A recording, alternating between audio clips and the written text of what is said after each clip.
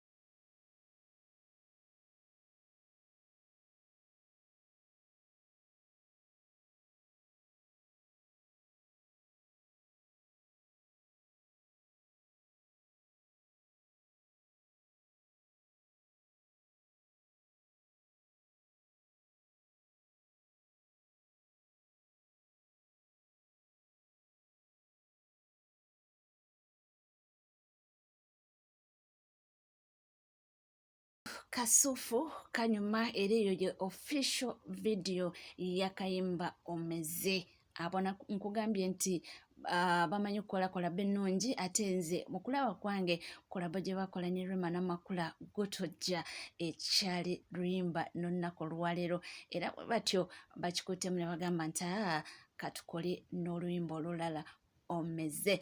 Nga tuvuddeko eyo mwana muwala Fiona Nyamutoro minisita waffe omu bw'ati ate nga mukyala Eddie Kenzo yavuddeyo n'aba nga awabula abakyala mbu abakyala abamu mbu bayitiriza okubanga abaami oluusi babeera n'ebizibu byabwe. Oluusi agenze ku mirimu gy'agenze tebitambudde bulungi ate gwe n'otandika obadde mu bakazi ebikoza bitya n'agezaako kubanga bawula nti waliwo n'abaami nga tebanywa bitamiiza tebakola ki naye nga oluusi emirimu wegigaana embeera ekyuka nti munnange olina okuba nga oyiga. Naye nno akatambi ako kaliwo abantu abamu bekalese nga si kye kimu. Omanyi bagamba mbe kiwoomera amatama abiri abamu tekibawoomera. Bibino. For example, my husband doesn't take alcohol, doesn't do drugs. doesn't do drugs, doesn't use anything toxic. But when he's dressed up as an artist, the first judgment nze kankomaawo sigenda kubanga nnyongerezaako ate ku bigambo bye. Munnange nga tuvuddeko eyo waliwo omukyala mbadde mbagamba nti waliwo omukyala eyalaba ng'obulamu obugaanye mukazi wattu n'agamba kangende Saudi Arabia nkube ku kyeyo obulamu oba oliyawo nfune kasente nkomewo obulamu butunyumire. Mwana wattu mwana muwala Atuhiire Justine bwe yatuuka e Saudi Arabia buli akasente ke yakolanga ng'asindikira mwami we buli kasente ke yakolanga ng'asindikira mwami we ye kye yakola sente mukyala ze yasindikanga ng'awasamu omukyala omulala. Omwami ayogerwako yeetugumisiriza Amosi essaawa ya kakati omugenzi. Munnange bino byabaddewo ennaku z'omwezi nga 30 wano omwezi guno guwedde ogw'omusanvu 2024. Kakati Justin olwo akomawo mu Uganda atuuka abuuza akasente nno nga tanabuuza n'akasente yali yakatuuka ne bakamutema. Naawe oba weerabyako mwami we nga yawasa omukyala omulala mu ssente ze, abuuza ssente tezirabika. Eyewitnesses bagamba nti oba abeerabiddeko nagaawe bagamba nti Justin we yatuuka n'abuuza ssente tezirabika. Omwami tanyega. Awo olaba mwami alina omukyala omulala. Mbu Justin teyayomba, teyakola ki. Ebbanga eryo lyonna lyabadde akomyewo nga tayogera, ng'ali mu mbeera ze mu bulamu obw'obulijjo, kumbe ng'alina kyabala. Munnange Justin ekyaddiridde kwe kulindanga bbaawe yeebase n'amufumita ebiso ebyamutiddewo.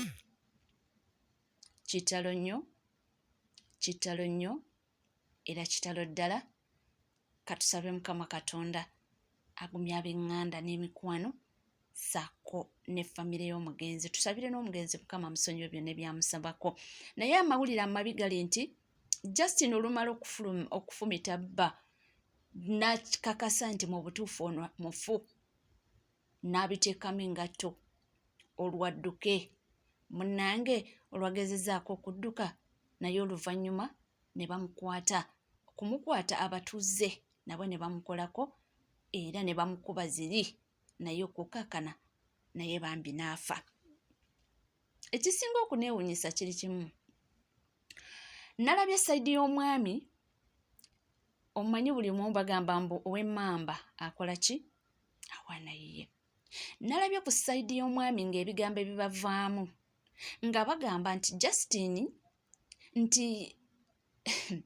nti yandibadde akwata ssente ze yakomawo nazo ne yeesonyiwa omwami mbu n'agenda n'aggulawo bizinesi. Naye temusooka mwebuuza yakomawo na ssente mmeka? Bw'abanga abadde bulijjo essente zaakola asindikira mwami, kati ze mugamba nti yandibadde akwata n'agenda n'akolamu bizinesi ne yeesonyiwa omusajja simanyi n'ayesonyiwa omusajja n'abeera n'omukyalo oli, zo ze ziriwa? Ekyokulala obusungu bwo ndowooza era ayinza okuba nga teyasobola bukontrolinga. Bwegamba nalabye wali story nga tezikwatagana. Of course ab'ewaabwe wa Justin nga nabo bagamba nti omwana waffe kwegamba bambi oba oli awo obulamu obusinga byonna yandibyesonyiye n'atandika obulamu obuto, naye si byangu. Obusungu bwabadde bungi nnyo, ndowooza nga tasobola kikontrolinga okukkakkana ng'akoze ekintu ekitali kirungi.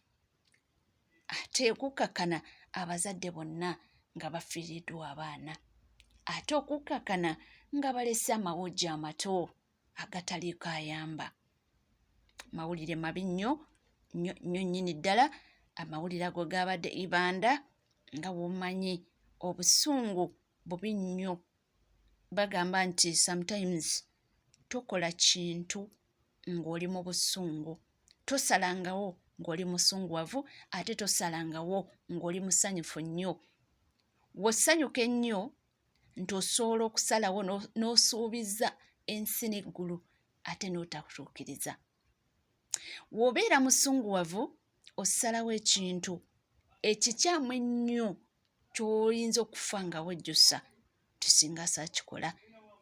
Naye bambi kya nnaku nti bonna essaawa eno we twogerera bagenzi, naye amawujje ogalekedde ani? Mawulire mabi nnyo era ga nnaku nnyo. Ndowooza abaami balina okweddako, bamaama balina okweddako, abasanga abaana babasindikidde ssente balidde, baganda baffe abato n'abakulu be basindikira ssente ne bazirya. Kwegamba essi buli omu nti abeera n'omutima omusaasizi. Mawulire ga nnaku agava essayidi z'ebanda. nga tuvuddeko eyo juzi gyavuddeko wano eno twalaba Katikkiro Charles Peter Mayiga ng'ayogera ku nsonga akatambi aka trendinze ndowooza sola kaddamu wano eno ak'okugamba nti ku buko tetutwalayo bifaananyi by'abanaabyabufuzi. Kino kigambibwa nti mb'oba oliyawo yali alengeza bannakibiina kya NUP kubanga baalabwako nga balina ekifaananyi kya mukulu His Excellency Robert Kyagulanyi Ssentamu kye bagamba nti oba oliyawo waliwo beefu wakati w'abantu bano. Kankulageko akatambi ako kwali kwanjula ndowooza nga balina ekifaananyi ky'omukulu Bobi Wine.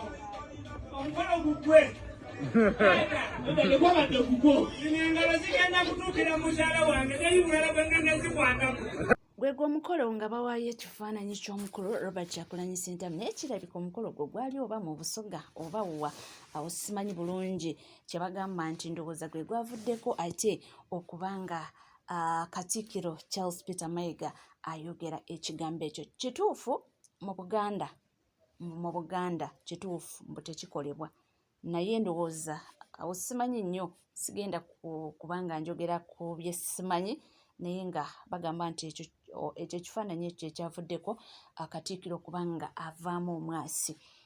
Nga tuvuddeko eyo ate munnange tudde mu Foot Soldiers bagambye nti oba oliawo twesonyiwa ensonga za Ssaabasajja nti kubanga mbo according to bo abamu bagamba nti wowuliriza bulungi sipiiki ya Ssaabasajja mbu yali mukambwemukko era omwana atuuse n'okugamba nti kirabika omusajja munyiivu twamulemesa obujjanjabi nti ye abange lwaki tetwesonyiwa Kabaka n'akola ebibye alonde akole n'abantu bamanyi nti baayagala mu mutima gwe nti tuve ku bantu ba Ssaabasajja tumuleke oba alonzaani oyo gw'asiimye okukolagana naye nti ffe tukole ebyaffe.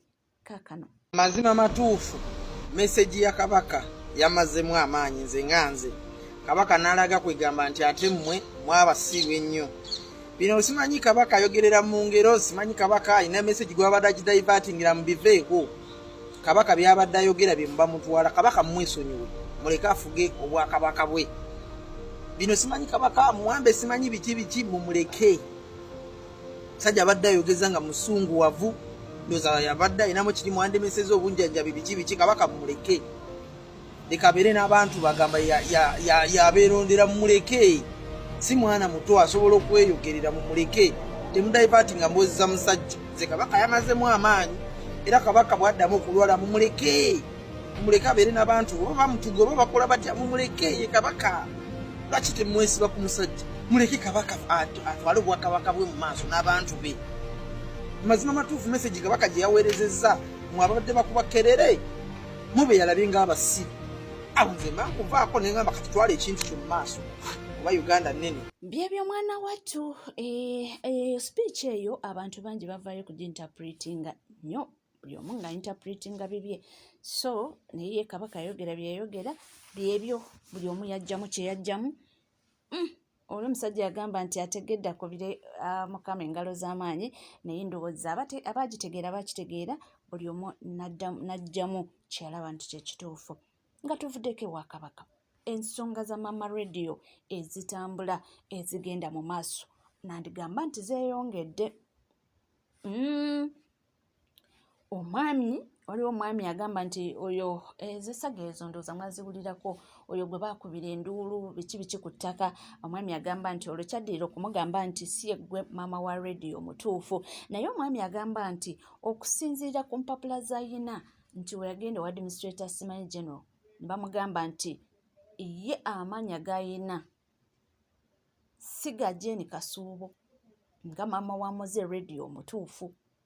Waliwo amanya ga mentioning awo agalaga nti ye maama w'omugenzi Moze Radio omutuufu. Kino kiba kitegeeza nti ono mukyala Jane Kasuubo maybe aba tayina bwa administrator ndowooza bw'oba mujjukirako nti maama Jane Kasuubo ono juzi wano mu interview yagamba mbu yagamba mukulu Eddie Kenzo mbu Eddie Kenzo yamugamba nti munnange si gwe administrator w'ebintu ko ye n'agamba aŋŋamba atya nti sinza administrator ng'ate yenze maama wa radio ate okusinziira ku mwami ono mu biwandiiko biraga nti ono omukyala si ye maama wa radio omutuufu. Bannange ebibino amba nti oyo omukyala Kasuubo Margaret si ye maama wa radio omutuufu. Nze bye nafuna mu ofiisi ya administrator general ne baŋŋamba oli ku bafere abo babbi. Bino nabijja mu ofiisi ya administrator general ne baŋŋamba nti maama wa radio omutuufu y'okumu Nakintigi Silivia. Kuba bagamba nti information eno nira gyeyina era Uganda emanyi maama wa radio omutuufu y'oyo. Government bwemanyi oli temumanyi. Ne baŋŋamba era okolagana naye ono yo own risk.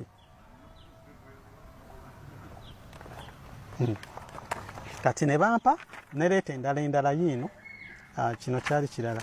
Leeta endala yiino gyeba eyanira era gye yawandiikira administrator general.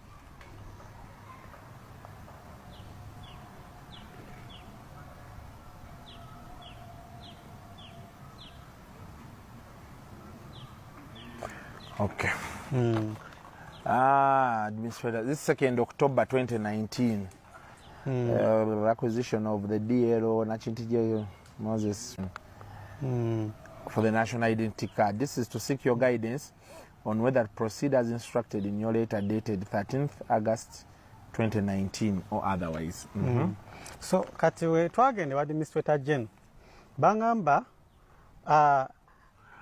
kati bino byo kati ebyo byo bigira soko bingattire wali bikwatagana batya ne byetuliko kati bino ebintu bino nabinoonya noonya omuntu omutuufu kubanga omugenzi we yafa yali amanja milioni 2.5 okusinzira ku ssente ze yali ampadde yakuwaako omusanvu namudizaayo omusanvu wamudiza omusanvu ekitundu ne wafikayo balansi ku ssente ze yali ampadde ne ngenda mu ofiisi eyo nga njagala nsasule balansi waabwe bano bave ku ttaka nga nnoonya administrator omutuufu avunaanyizibwa ku estate gwe tuyinza okukolagana naye.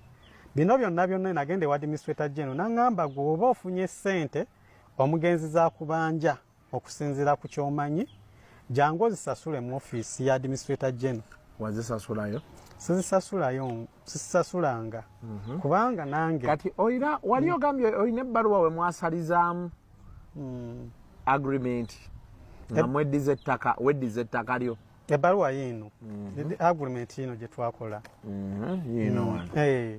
agreement 4th the 3rd 2017 agreement of the refund of money between Junju Henry of Mazi Village and Moses Sekibogo Nakintigi of Makindye Kizungu.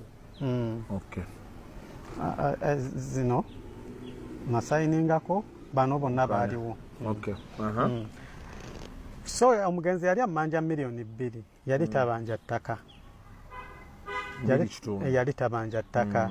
Naye nali nkisazeewo busazi ng'afudde nti ettaka ndibawe nga bapromisinze okunsasula.